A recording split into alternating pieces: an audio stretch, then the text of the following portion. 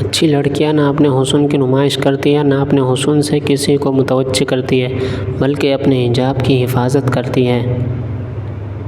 اگر آپ عورت سے محبت کرنا چاہتے ہیں تو آپ کو ہر حال میں اس کا پاگل پن بھی برداشت کرنا ہوگا۔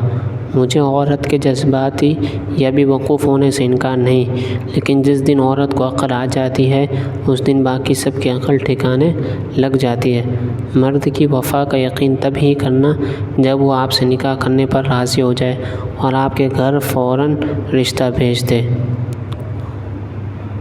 بہترین بہت عظیم ہے وہ کام میاں بیوی جو ایک دوسرے کے عیب چھپاتے ہیں اور کسی کے سامنے اپنے شریک حیات کی برائی نہیں کرتے۔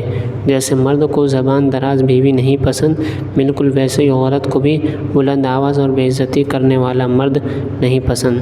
دل ٹوٹ جائے تو یہ سوچ کر خوش ہو جایا کریں کہ اللہ پاک محبت سے زیادہ ٹوٹے ہوئے دلوں سے ہی ہوتی ہے۔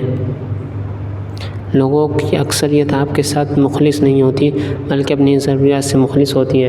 صرف ان کی ضروریات بدلنے سے ان کا اخلاص بدل جاتا ہے۔ جو لوگ دوسروں کی آنکھوں میں آنسو کا سبب بنتے ہیں وہ خود کب مسکراتے ہیں؟ یوں لگتا ہے جیسے انسان کی عافیت لا علمی میں ہے، بس وہی وقت اچھا ہوتا ہے جب آپ کسی کی اصلیت نہیں جانتے۔ پاکیزہ رشتے بہت انمول ہوتے ہیں۔ اپنے آپ کو محفوظ رکھیں کہ ہم سب کسی نہ کسی کی امانت ہے۔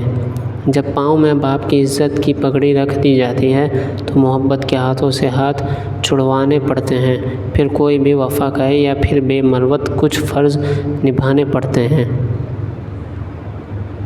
مرد کو اپنی کمی محسوس کروانا چاہتی ہو تو ایک کام کریں، تھوڑا سا مصروف رہا کریں۔